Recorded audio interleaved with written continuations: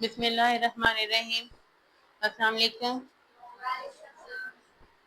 Class 9 today chapter is subject is chemistry, chapter number 4 stoichiometry. आज का हमारा topic है chemical equation and chemical reaction. ठीक है, जैसे कि आपने पीछे स्टोइचियोमेट्री में पढ़ा, केमिकल इक्वेशन पढ़ा, केमिकल रिएक्शन पढ़ा, एम्पिरिकल फार्मूला पढ़ा, केमिकल फार्मूला पढ़ा। इन सब चीजों के साथ अब आपने जो है हमारा आज का टॉपिक है केमिकल इक्वेशन और केमिकल रिएक्शन। केमिकल इक्वेशन कैसे बनती है और केमिकल रिएक्शन कैसे होता है, आज आपको ये जो है पढ़ने को जो है बताया जाएगा और आपने इसको पढ़ना है। Chemical equation and chemical reaction to understand the chemical, book पे देखिए। To understand the chemical change and study to the different factors which control it has always been a focal point into the effort of chemists. To achieve this objective, we should have and proceed with representing a chemical change. Fortunately, the chemists have developed a suitable way of representing a chemical change in terms of symbols of element and formulas of compound. Chemical equation क्या होती है? आपके पास एक formula लिखा हुआ आता है, जो फार्मूले के जो एक कंपाउंड होता है जो आपस में रिएक्शन करते हैं और आपके पास जो एक नई प्रोडक्ट बन के सामने आती है, और नई प्रोडक्ट एक से ज्यादा भी हो सकती है और एक भी हो सकती है। जो दो या दो से ज्यादा चीजों का मिलाप हो और उसके साथ आपके पास दो या दो से ज्यादा चीजों का अनासिर या मुरक्कब वजूद में आए, दो या दो से ज्यादा चीजों का जो है हासिल मौजूद हो, तो जो है उसमें जो उसे कहा जाता है केमिकल इक्वेशन। केमिकल इक्वेशन आपके जो है तीन चीजों पे मुनस्सिर होती है। सबसे पहले law of conservation of mass इससे अप्लाई होता है। Law of conservation of mass आपने पीछे पढ़ा है केमिकल स्टोइचियोमेट्री की डेफिनेशन के साथ, जब मैं आपको बताया था law of conservation of mass में अप्लाई होना चाहिए। Law of conservation of mass का मतलब है कि दोनों कंपाउंड, अगर एलिमेंट है कंपाउंड है, दोनों के जो है एटम्स एक जैसे होने चाहिए, दोनों के कंपाउंड नंबर मॉलिक्यूलर नंबर एक जैसे होने चाहिए। मतलब ये अगर एल्यूमिनियम यहाँ 4 है तो यहाँ पे भी एल्यूमिनियम की तादाद 4 ही होनी चाहिए। अब आप ये सोच रहे हैं यहाँ 4 लिखा हुआ है और यहाँ 2 लिखा हुआ है, नहीं, अगर यहाँ 4 है तो यहाँ भी इसकी नंबर ऑफ मोल्स 4 ही होने चाहिए। 2 2 जा, और यहाँ पे एल्यूमिनियम कितने हैं 4, ऑक्सीजन यहाँ कितने हैं 3 2 जा 6, 2 3 जा 6। ठीक है, जितने नंबर ऑफ मोल्स इक्वेशन के प्रोडक्ट में होंगे उतने ही नंबर ऑफ मोल्स इक्वेशन की रिएक्टेंट में होंगे। आई बात समझ में? रिएक्टेंट और प्रोडक्ट, रिएक्टेंट में जो केमिकल इक्वेशन जो होती हैं, एलिमेंट आपस में मिलते हैं, एक सिंबल एक जो होता है उसे एलिमेंट कहा जाता है। जब दो चीजें लिख रही होती हैं वो कंपाउंड बन जाता है। अगर हाइड्रोजन हाइड्रोजन अलग है तो वो क्या है, एलिमेंट है। हाइड्रोजन ऑक्सीजन के साथ मिल जाएगा तो क्या बन जाएगा, पानी बन जाएगा, H2O बन जाएगा। तो जब H2O मिलकर क्या बन गया, कंपाउंड बन गया। जब हाइड्रोजन अलग होगा ऑक्सीजन अलग होगा तो वो दो अलग अलग एलिमेंट होंगे। जब दोनों मिल जाएंगे एक प्रोडक्ट बना लेंगे तो वो क्या बन जाएगा, कंपाउंड बन जाएगा।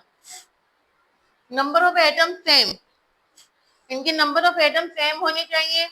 फिजिकल स्टेट इनकी कैसी होती है, physical state solid liquid gas.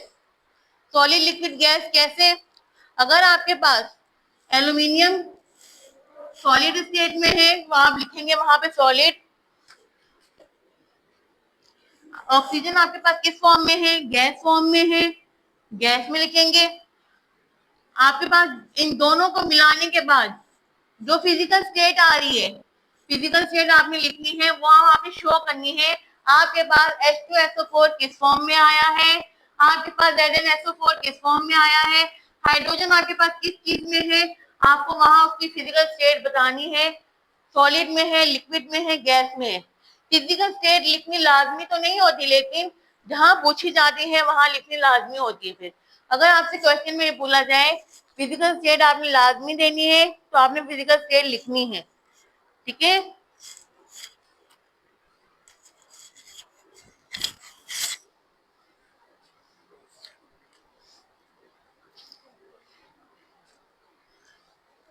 आगे आ जाए, calculation based on chemical equation 4.9 page number 61।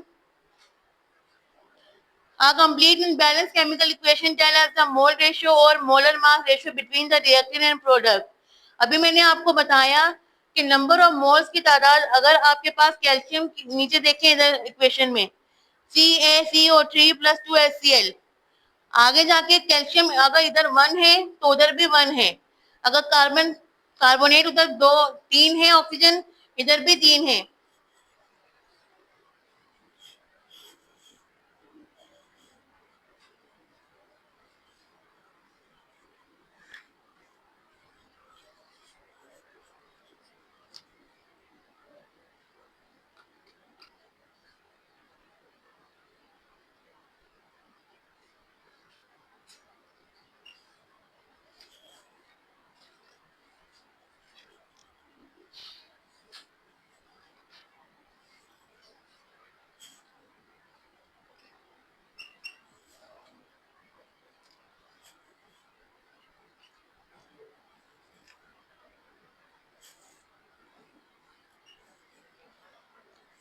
इधर देखिए CaCO3 कितने हैं यहाँ पे,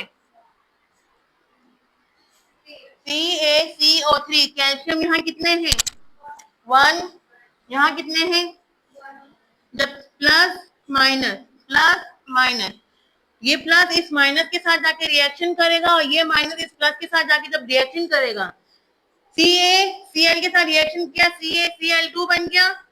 ये 2 कहाँ से आया, जो इस क्लोरीन के पास था, ठीक है, जो इस क्लोरीन के पास 2 था वो उसके पास चला गया, और कैल्शियम के तो पास नंबर ऑफ मोल्स है वो उसके पास अपने ही नंबर ऑफ मोल्स जो उधर रह गए। ये माइनस जो है इसके साथ रिएक्शन किया H2O, H हाइड्रोजन के ये 2 नंबर ऑफ मोल्स, और इसके जो है एक ऑक्सीजन जो बच गया था इसका, ये 3 है ना ऑक्सीजन, क्लास इधर देखें CaCO3 3 ऑक्सीजन है, एक ऑक्सीजन जो है हाइड्रोजन ने ले लिया, पानी तैयार हो गया यहाँ पे, और इसके नीचे AQ लिखा हुआ है, जहां AQ लिखा हुआ हो वो भी लिक्विड को शो करता है, एक्वा, मैंने आपको बताया था ना, वाटर को एक्वा बोला जाता है या लिक्विड आप बोल सकते हैं, सॉलिड लिक्विड। अगर फिजिकल स्टेट बोला जाएगा तो आपने L लिखना है, वैसे आप एक्वियस लिख सकते हैं, एक्वा लिख सकते हैं।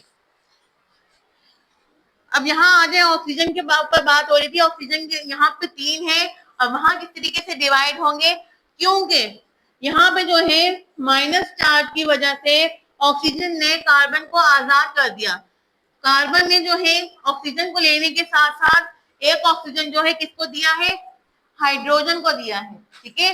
तो हाइड्रोजन ने ऑक्सीजन के साथ मिलकर पानी बना लिया, और कार्बन आजाद नहीं रह सकता, तो कार्बन ने जो है ऑक्सीजन के साथ पेयर बनाया और कार्बन डाइऑक्साइड गैस तैयार कर ली। तो CaCl2 हमारे पास सॉलिड फॉर्म में होता है, H2O एक्वियस फॉर्म में होता है, और कार्बन डाइऑक्साइड गैस हमारे पास गैस फॉर्म में होती है, इसलिए इसके साथ क्या लिखेंगे, G। सबसे पहली सूरत आपको बैलेंस इक्वेशन को बैलेंस करना आना चाहिए, इक्वेशन को बैलेंस करने का तरीका सीखना है आप लोगों ने। प्लस को माइनस के साथ रिएक्ट करते हैं और माइनस को प्लस के साथ रिएक्ट करते हैं, ठीक है। ये था आपका चैप्टर स्टोइकियोमेट्री। Thank you.